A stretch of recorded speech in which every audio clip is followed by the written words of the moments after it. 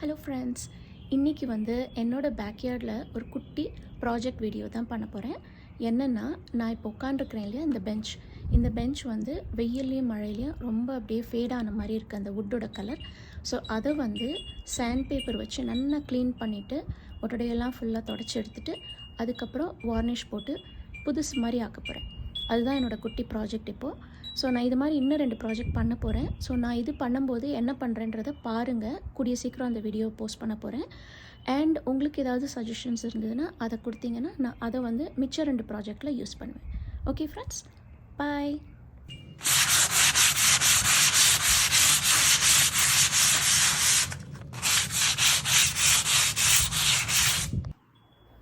இந்த மாதிரி project work பண்ணும்போது டெஃபினட்டாக மாஸ்க்கும் க்ளவும் போட்டுக்கோங்க.